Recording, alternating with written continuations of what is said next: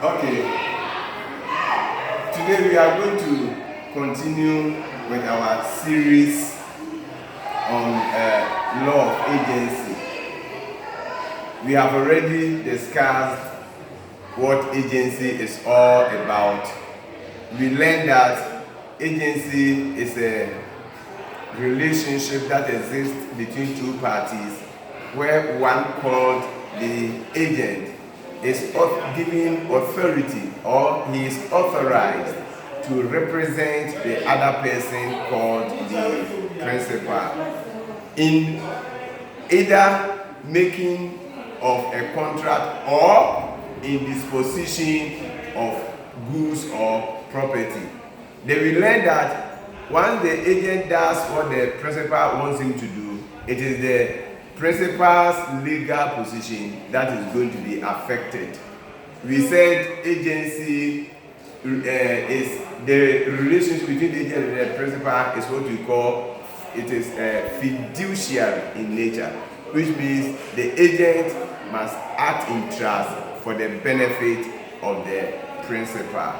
We have talked about who an agent is, and then we also talk about the types of agents that we have. We talk about universal, we talk about general, and we talk about special agent. Then under special agent, we talked about a factor, broker, credential agent, a solicitor, or auctioneer, and so on and so forth. We also talk about estate agent. Now, today we are going to continue with our discussion on law of agency. We are still discussing law of agency, and today we are going to, by the close of the this lesson, you should be able to define who a principal is. Then you should be able to explain 3 types of principals. Then you should also be able to at least state and explain 4 duties of a principal. Then, just as we learned under agency about the duties of an agent, we said if the agent fails to perform his duties, what can the principal do? And that was the remedies available to the principal if the agent fails to perform his duties. In the same way, once we finish with the duties of the principal, we should also end today's lesson with the remedies available to the agent should the principal fail to perform his obligation.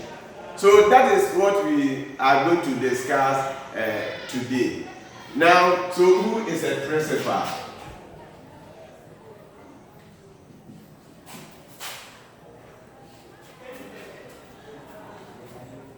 Now we know what agency is, and we know who an agent is. So if you look at the definition of agency, then you can carve who a principal is. Certainly you know a principal will certainly be a person. It will not be a table, it will not be any other thing, it will be a person. And who is that person? He is the person, the one who grants the agent authority to represent him.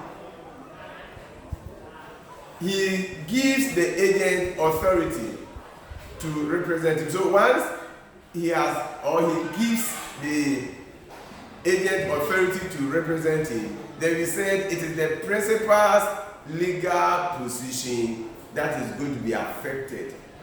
Put simply, if the agent did exactly what the principal wanted him to do, then what it means is that if the agent fails to do whatever he's supposed to do, then the third party can sue or can have legal action against the principal, not the agent.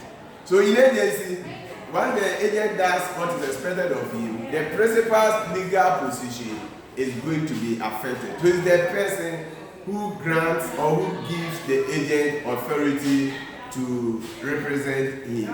And in other words, what he was supposed to have done, the agent does that on his behalf. And I'll give you a typical example.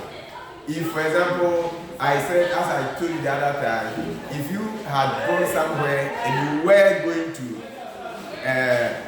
you wanted 3-room apartment, you certainly will go and search for an estate agent.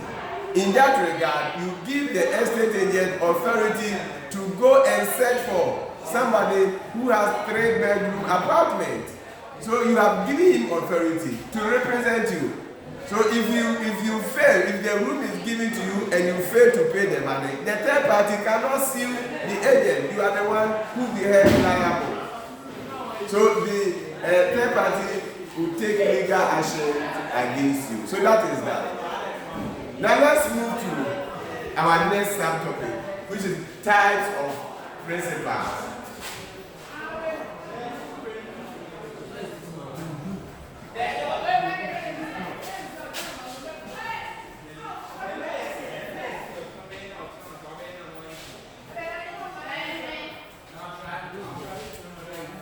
Now, we are going to talk about 3 types of principals.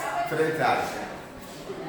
And each of the types is classified according to whether the agent revealed the identity of the principal or not.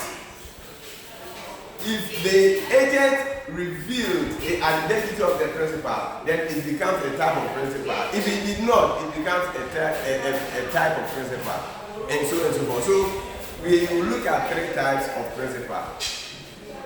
Number 1, if the agent, after the agency, he went and entered into a contract with a third party, and then the agent told the third party that he was acting on behalf of somebody, then it means that he has revealed the existence of the principal. Then number 2, he mentioned the name of the principal. So he said, Mr.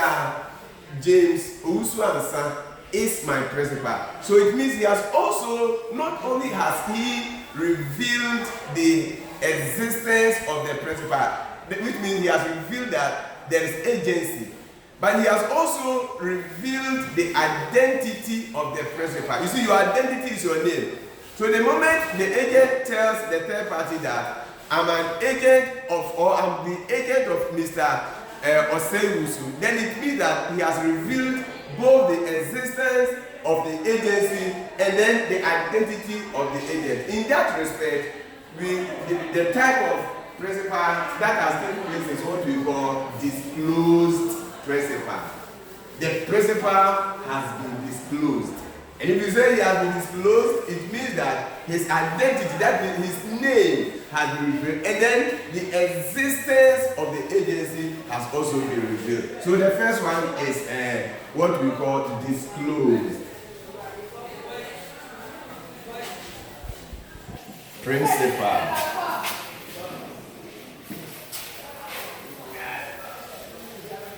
Then the second one is the opposite of the first one, where he never revealed the existence of agency. Neither did he also reveal the identity of the principal. In other words, he acted as if he himself was the principal. He never told the third party that he was acting on behalf of another person. He behaved as if he himself was the principal. And in that regard, we say the principal is called undisclosed principal. So the second type of principal is undisclosed principal.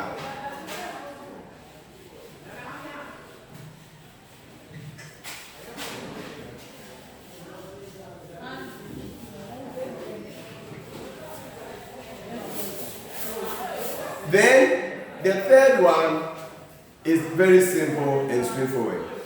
Look, I've been using 2 words. Number 1, existence. So we look at the existence of agency. That means there's agency. There's agency. Number 2, identity. He revealed the identity of the principal. That means that the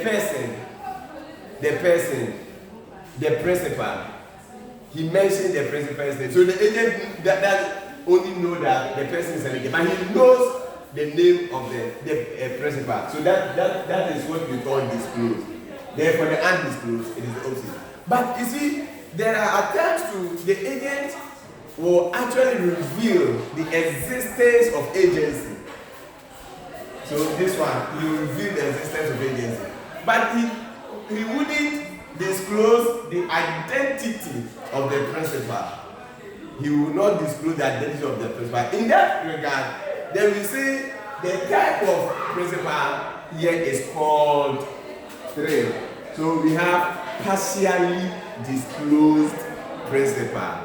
Partially. When you say something is partial, you see, it means it is not full. Here, in other words, here there is full disclosure. That means one, in terms of existence of agency, two, in terms of identity. But here, partially disclosed principal means that he revealed the existence of the agency, but did not reveal the identity of the principal. So that is it.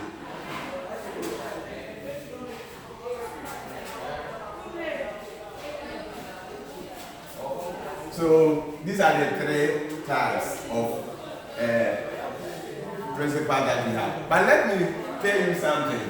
You see, the implication, if the agent revealed the existence and the identity of the principal, then here the principal will be held liable for whatever contract the agent enters into. If it is partially disclosed, that means he revealed the existence. It's the same thing, because at least the third party knows that the agent is not acting on his own, and that he's acting on behalf of somebody. So it's that person who we refer to as principal who will be held liable or accountable for whatever happens. But if the agent failed to disclose the identity of the principal and then also to disclose the existence of the agency relationship, then it means that he himself will be liable or will be held liable for result. So it's as simple as that. So that is what we have looked at for this one. We have looked at who a principal is, then we have also looked at the types of principal. We shall move to our next video and talk about the duties of the principal.